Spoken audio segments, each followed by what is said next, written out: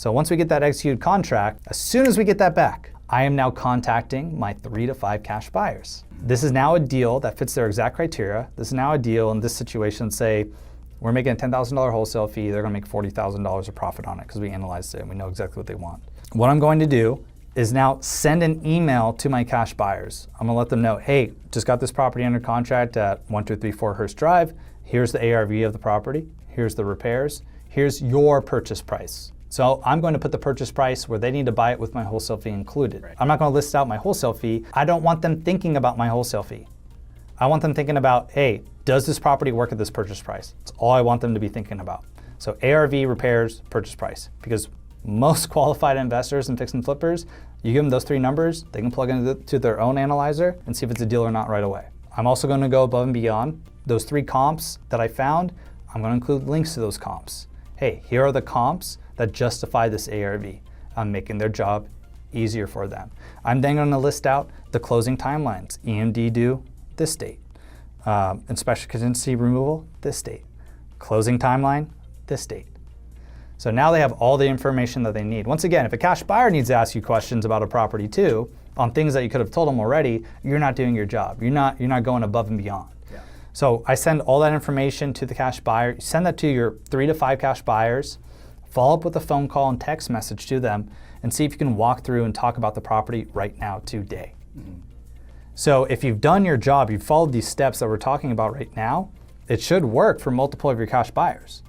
Now at this particular point in time, if this is my purchase price with a 10K wholesale fee, I want to work with the cash buyer that's the most communicative and get out to the property the same day. A lot of times they want to see the property, and a lot of the times then we just talk to the agent and say, hey, I'm going to walk the property with my partner. Mm-hmm. Can you set up a time for me to view it tomorrow at 10 a.m.? Sometimes the agent will just give you the lockbox code. Yeah, just go over there. Yeah. Hey, I'll come meet you at the property. Okay, completely fine.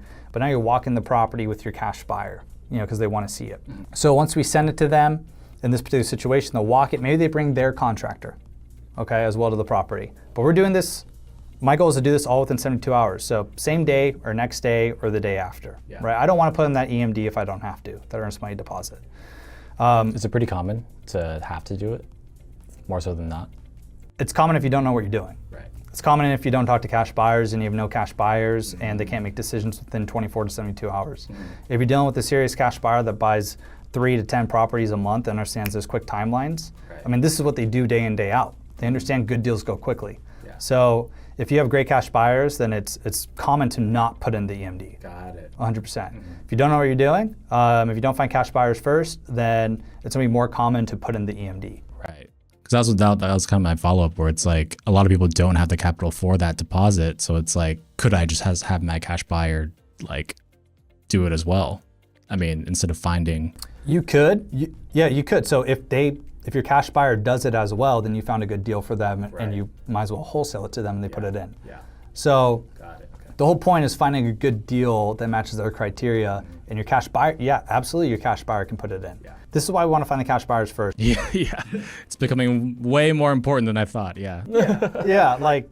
Good deals go quickly, because what happens is you can get a great deal under contract and say you don't know how to find cash buyers. You watch this video and you forget about the Google Ninja trick, or you just don't know how to find them, and you have a great deal you could have made $10,000 or $20,000 on, but because you have to have a 14-day close or sometimes a 10-day close on a deal, otherwise you're not going to be competitive with other offers. Other wholesalers, other investors are going to offer that.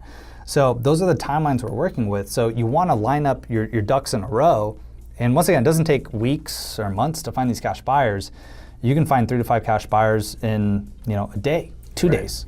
So we have to just extrapolate, put our time down to okay, this doesn't take months. I can do this very, very quickly and find these cash buyers first. So just another reason for them. You mentioned proof of funds as well. Yep. And from my understanding, it is proof that you have the money to actually make this purchase, right? So in that case, you mentioned hard money lenders. Yep. Again, if this is a really good deal for the cash buyer, could you just leverage them to prove that they have the funds to buy it? Leverage. Or am I getting it confused? Leverage the hard money lender, or leverage? Well, if the cash buyer has the capital to buy it, then that should be the proof then, because they're technically... Okay, yes. Yeah, you absolutely can. So if you have a relationship with them, you can use the proof of funds from your cash buyer as well. Yeah. Absolutely. And we've done that as well, right? Bank statements from our cash buyers, things along those lines. How we've incentivized the cash buyer in that situation, hey, if you're just starting out and you need a proof of funds and you're too lazy to go to a hard money lender, hey, I'll give you first right of refusal. I'll send out this deal to you first if you give me access to your proof of funds. What's important about the proof of funds is we need it updated every 30 days. So if you have a bank statement from 2 years ago, Right. it's not valid, right? It doesn't really matter. So always an updated proof of funds means within 30 days. So if it's, if we're talking about like August 1st, then we want it by like July 1st. That's like the latest that we want it. So if you get it from a cash buyer, you have to remind them to send it to you every 30 days. Yeah. So you better have a darn good relationship with them. Make sure they send it to you, that you're worth getting sent a proof of funds. Whereas a hard money lender typically wants to give out as many proof of funds as possible, because that means when they're assisting wholesalers and flippers to get these deals, and if you're a fix and flipper and you need money lent to you, the first person you're going to think about is probably the hard money lender that gave you proof of funds. Yeah. So they're much more willing and they're much more on top of it. Right. And they're much more used to giving out a proof of funds than a cash buyer. But you absolutely can use a cash buyer, and I've done that too. So it's pretty much more common for a beginner wholesaler to use a hard money lender for that proof then, because they may not have the relationship with the cash buyer that would alleviate this, right? I would say so. That's what I recommend, because it's much more common for someone who doesn't know what they're doing to not even have a proof of funds. I'll say that. Yeah. And then much more common for someone who has no idea what they're doing to not even talk to a cash buyer. Yeah. So is it pretty easy to get? Like, what if you have like a low credit score or something like that? they don't check your credit score to get a proof of funds. Yeah. Yeah. Okay.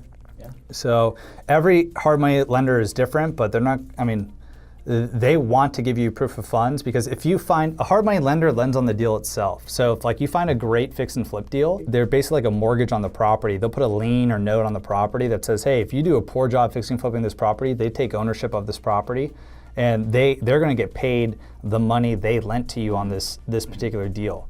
So in those situations, hard money lenders are protected.